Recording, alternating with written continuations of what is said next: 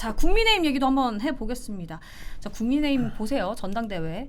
우선 이재명 정부에게 이제 맞서고 국민의힘 뭐 혁신, 쇄신을 위해서 어쨌든 뭐 해야 하니까 당대표 자리 굉장히 중요한 건 맞습니다. 하지만 지금 전당대회가 있다고 해서 전당대회에만 집중해서는 안 됩니다. 왜냐면 저희가 지금 앞서 말한 주제들이 뭡니까? 이제 망치 탕탕 때리면 이제 끝나는 광복절 사면 얘기 있고요. 그리고 이재명 대통령 지지율 계속해서 떨어지고 있고요. 그러면 민주당이 어쨌든 공격 타이밍 지금 열어주고 있습니다. 그런데 국민의힘 뭐합니까? 여전히 서로 내부에서 헐뜯느라 바쁩니다. 이러니까 진보에서는 야 혼란기다 그냥 우리 던지자 이러놓고 저항 없으면 그냥 밀어붙이자 이런 상황이 지금 계속해서 반복하고 있습니다. 그래서 저희가 백날 첫날 뭐 패널 분들 불러놓고 보수 언론이다 뭐 지지자분들이다 이렇게 떠들면 솔직히 뭐합니까? 내부에서 바뀌진 않는데 어쨌든 전당대회 가서 또 싸우고 정말 주말 동안 굉장히 그걸 보면서 답답했습니다. 영상 하나 보고 오시죠.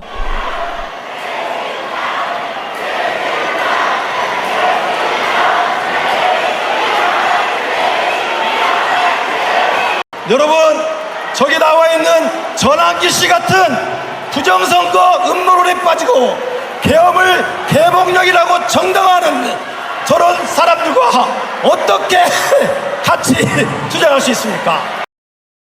네. 그 지난 8일이죠. 대구에서 열린 국민의힘 전당대회 첫 연설회였습니다. 전한길 강사가 찬탄 후보들을 향해서 배신자 구호를 외치도록 유도하면서 소동이 벌어진 겁니다. 당 지도부는 전한길 강사에 대해서 향후 전당대회 행사 출입 금지했고 오늘 오전 중앙윤리위 회의를 열고 징계 절차 밟기로 했습니다. 지금 이러려고 당대표 후보들한테 마이크 쥐어줬나? 뭐 이런 생각 어느 정도 보수 지지자분들께서 하실 거라 생각하는데 우선 이게 전당대회 컨벤션 효과는커녕 지금 누구는 윤 전 대통령 끊어라 누구는 뭐 감싸야 한다 이러면서 서로 또 아직까지 싸우고 있습니다. 전한길 강사를 둘러싼 후보들 간의 입장차도 굉장히 명확합니다. 같은 당이면 사실 팀이고 동지잖아요. 네. 그런데 지금 이렇게 싸우고 두 파로 갈라지는 이 양상 뭐를 품겠다는 건지 제가 이 질문을 하려고 국민의힘 얘기를 아껴뒀습니다. 대변인님. 팀이나 동지가 아닌 분도 계신 것 같던데요. 저는 어제 전당대회 보면서 민주당 전당대회를 나온 분도 좀 있는 것 같다는 생각을 했습니다. 네. 그러니까 그 누구죠? 민주노동당의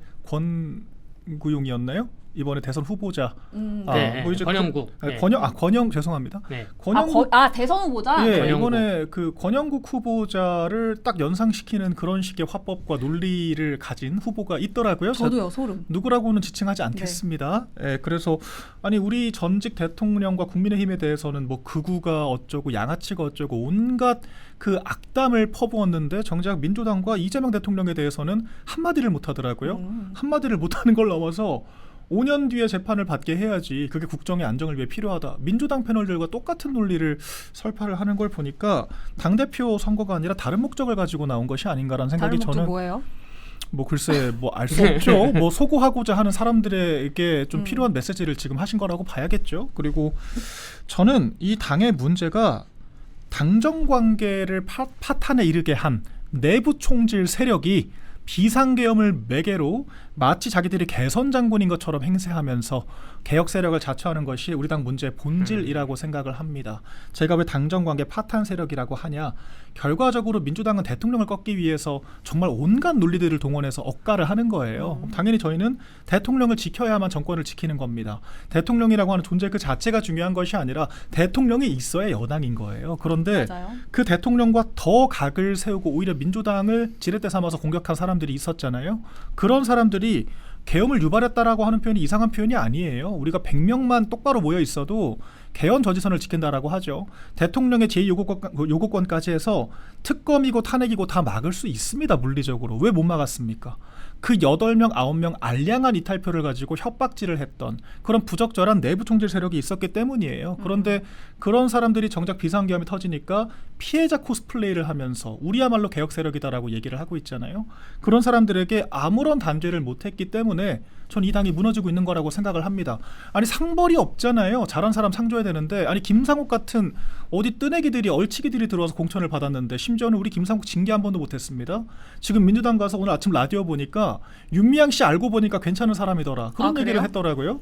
놀라운 사람이에요. 그러니까 어디서 그런 사람을 데려와서 울산 같은 이런 좋은 우리의 알토란 같은 지역에 공천을 줬나 놀라울 지경이고 그런 사람이 탈당해서 저런 막말을 하고 다닐 때까지 징계 한번 못했다라고 하는 게 이 당이 얼마나 상벌 개념이 없는가를 보여준다라고 저는 생각을 하거든요. 네. 그러니까 이런 사람들이 개혁 세력이다라고 자처하면서 개선 장군 행세를 하는 겁니다. 그러니까 당원들이 당연히 열받죠. 아니 윤 전 대통령도 잘못이 있다라고 해도 윤 전 대통령만 잘못한 게 아니고 이런 원인 제공자들이 있는데 원인 제공자들이 오히려 더 삿대질을 하지 않습니까? 근데 전 이번 전당대회에서 좀 희망을 봤습니다. 이런 사람들을 단죄하고 끊어내야 한다라고 얘기하는 분들이 계시더라고요. 네. 예, 저는 그런 분들을 적극적으로 뭐 제가 이제 응원할 수는 없지만 유심히 지켜보겠다 이 정도 표현으로 좀 가름을 하겠습니다. 뜨내기 얼뜨기 나왔습니다. 네, 아니 일단은 극우라는 표현은 민주당의 극성 지지층들이 씌운 프레임이거든요. 그 프레임을 가지고 우리가 굳이 너 극우야 너 극자야 이렇게 싸울 필요가 전혀 없는 것입니다. 전당대회에서 그렇게 표현하는 건 잘못된 것이고요. 아까 화면에 나온 김금식 저분 있잖아요. 네. 저분의 이제 그 나무위키에 와서 당적을 보면 당적이 굉장히 지저분합니다. 당적이 한 변호사님 나무위키 진짜 좋아하시네요. 당적한만 한 15개가 돼요. 2007년에 네. 집단지성 아닙니까? 나무위키가. 2007년에 열린우리당 입당했다가 2007년에 바로 탈당해요. 열린우리당을. 당내 그래요? 노선 차이로 인해 탈당. 그래서 다시 대통합 민주신당에 창당했다가 그걸 또 2008년에 탈당합니다. 또 당내 노선 차이로 탈당. 그 다음에 어디로 가냐? 2008년에 창조한국당을 가요. 문국현. 창조한국당을 갔다가 2009년 다음에 다시 또 탈당합니다. 네. 그러니까 이런 식으로 2014년에도 새정치민주연합 뭐 합당하고 했다가 다시 2015년에 탈당하고 국민의당으로 창당했다가 다시 다음에 탈당하고 그러니까 이분은 정당을 들어갔다가 뭔가 자기 수틀리면 바로 다음에 탈당하는 사람이에요. 희한하게 미래통합당에 2020년에 들어와서 지금까지 국민의힘으로 쭉 있는데 그러니까 본인의 2007년부터 2025년까지 정치 인생 중에 그 우리 쪽과 그러니까 국민의힘과 함께 가는 거는 4년 5년 정도밖에 안 되고요. 그 전이 열린우리당 입당했다가 다음에 탈당, 창조한국당 입당했다가 탈당, 새정치민주연합, 민주당, 국민의당, 바른미래당 뭐 다 있었어요. 웬만한 당엔 다 있었어요. 이런 분인데 이런 분이 그 누구를 구구라 그러고 말을 할 자격이 있냐? 저는 그런 생각이 들고요. 아까 뭐 김상욱 뭐 말씀하셨고 다 말씀하셨는데 한동훈 그 비대위원장이 한동훈 전 대표가 잘못한 거죠. 그 공천에 대해서 잘못한 거고 저는 저는 이걸 당당히 말할 수 있는 게 저는 20살 때 입당을 했습니다. 네. 제가 2005년 9월 달에 입당을 했어요. 2006년 지방선거를 앞두고 제가 출마하는 건 아니고 뭐 이러저런 가치관 때문에 입당을 했는데 저는 우리 당의 한나라당 때부터 지금까지 개혁이라는 그러한 물결을 한 2, 3년에 한 번씩 들었던 것 같아요. 최근에는 1년에 한 번씩 들었어요. 1년에도 한 3번씩 듣습니다. 내가 개혁파다. 내가 개혁파다. 그런다고 해서 개혁이라는 게 뭐 새로울 게 없습니다. 사람이 바뀐다고 개혁도 아니고 그렇다고 정강 정책을 우리가 대북관을 바꿀 겁니까? 시장 경제주의를 바꿀 겁니까? 그럴 거 아니잖아요. 우리는 그냥 이 상태로 대북관과 시장 경제주의를 안고서 화합하면서 가야지 내가 개혁이다 이게 말하는 순간 차라리 이준석 그 개혁신당 대표처럼 나가야죠. 그렇죠. 개혁을 외치다가 나 이 당에서 개혁 외치는데 안 될 것 같다. 내가 나가서 창당하겠다. 이게 멋있는 거지 당내에서 내가 개혁이다라고 말을 하는 순간 분란만 일어납니다. 그 뭐 개혁이라 그래서 국민 추천제라 그래가지고 공천준 누구야 아까 말한 그 오재준 뭐 김상욱 그 김상욱 이분 결국 나갔잖아요. 나 분란만 있고 나간 거 아닙니까? 빨간 목도리 뭐 돌려주는데 나갔잖아요. 그러니까 거기에 대해서 먼저 사과부터 있어야 된다는 보여지고요. 그나마 전환계 강사님은 어떻게 보세요? 제명 조치. 전환계 강사 제명 조치. 합당하지 않죠. 왜냐면 일반 당원 아닙니까? 일반 당원이에요. 일반 당원의 관점으로 바라봐야지. 그 일반 당원이 어떠한 뭐 특수성을 갖고 있다 그래가지고 거기에 대해서 이 윤리위에 하긴 뭐 우리 당이 예전에도 뭐 그 이준석에 대한 윤리위 할 때도 여러 가지 잣대를 들이밀었잖아요. 윤리위원회가 약간 그거부터 개혁해야 되겠네요.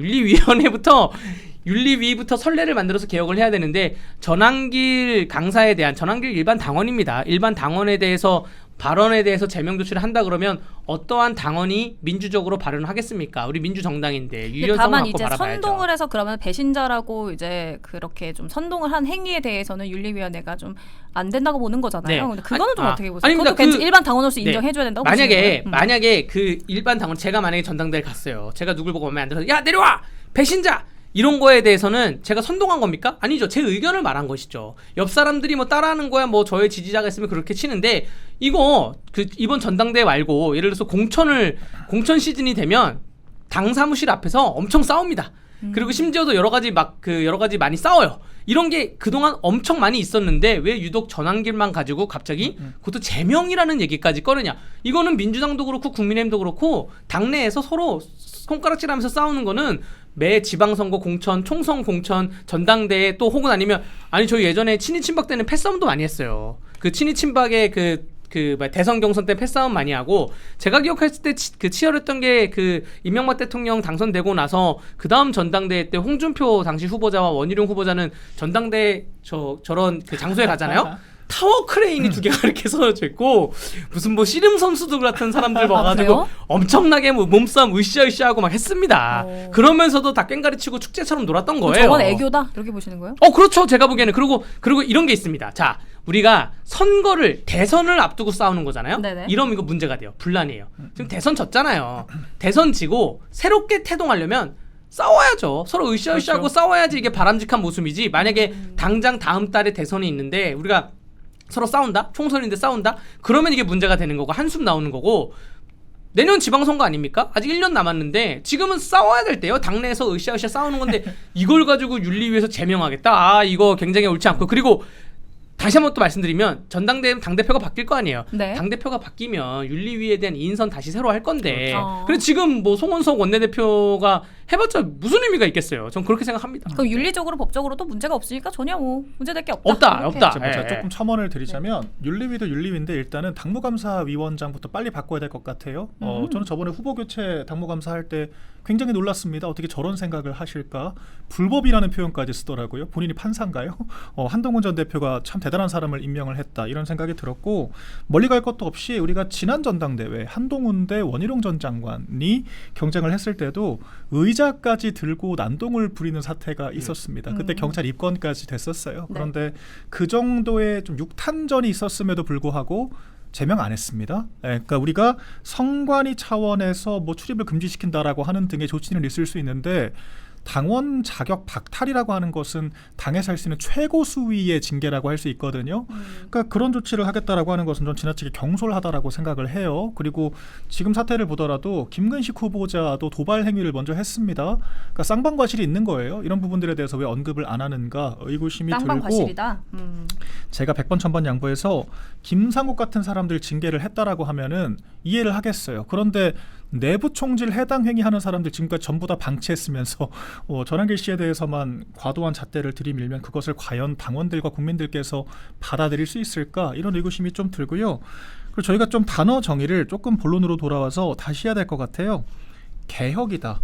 특화라도 받은 것처럼 개혁이 자신만의 소유물인 것처럼 행동하는 사람들이 있거든요. 근데 지금 김문수 후보나 장동혁 후보가 말하는 것도 일종의 개혁이에요. 고름을 짜내겠다. 잘못된 것들을 수술해서 새살 돋게 만들겠다라고 하는 것도 개혁입니다. 내부 총질자들 물러나게 만들고 상벌차게 만들겠다라고 하는 것도 개혁이에요. 왜 꼭 자기들이 말하는 것만 개혁이라고 하죠? 개혁이라고 하는 표현은 굉장히 가치 중립적인 겁니다. 네. 사유화돼서는 안 되는 표현이라고 저는 생각을 하고요. 극우라는 말도 극우라는 표현의 어원이 뭡니까? 나치거든요. 독일의 나치예요. 나치 정권이 어떤 행위들을 했죠? 특정 인종을 악마화해서 인종 말살 정책을 펼쳤습니다. 그러니까 이게 특정 민족에 대한 배타주의가 극우의 기본적인 그런 개념이에요. 그런데 네. 우리나라에서 특정 민족주의에 빠져서 배타주의를 하고 있는 정당이 어디죠? 민주당입니다. 북한이라고 하는 그런 반국가 단체 이른바를 추종을 하면서 우리나라의 어떤 민족성을 강조를 하는 정당이고요. 그런 민족성을 강조하는 과정에서 일본 등과 같은 국가들을 악마화하고 배타주의적인 관점을 가지고 있잖아요. 이게 바로 극우입니다. 그러니까 극우라고 하는 정의를 어제 특정 후보들이 자기만의 극우라고 하는 정의를 가지고 있더라고요. 부정선거론을 주장하면 극우다. 특정 생각을 가지고 있으면 그게 극우가 되는 겁니까? 극우라고 하는 것은 이 극단성과 배타주의, 행동 양태로부터 나타나는 것이기 때문에 그런 식의 포괄적인 논리를 들이밀면 민주당 당원들도 다 극우고요.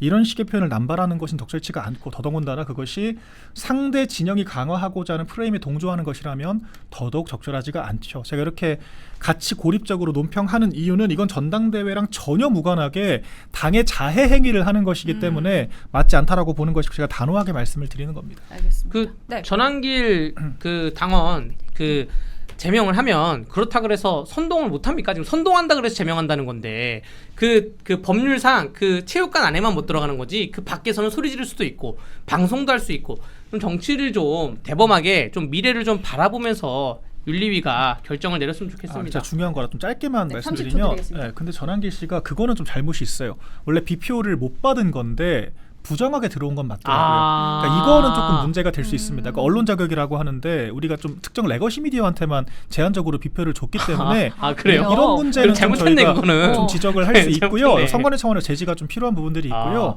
그리고 제가 좀 조언을 드리자면은 김어준 씨 같은 사람들이 민주당에서 롱런을 하는 거는 당적이 없기 때문이에요. 그러니까 맞습니다. 당적이나 어떤 공직에 들어가는 것이 아니라 시민사회 스피커로서의 파워를 누리기 때문에 민주당에서도 인정을 받는 거거든요. 그런데 참 안타깝지만 정치라고 하는 게 시민사회 스피커 파워와 이 어떤 공직이라고 당직이라고 하는 것이 양립이 어렵습니다. 그래서 당원으로서 지금 역할을 하고자 하시는 것에 한계가 있을 수가 있고 좀 현실적인 포지셔닝을 하는 것이 전한길 선생님 스스로에게도 좋다.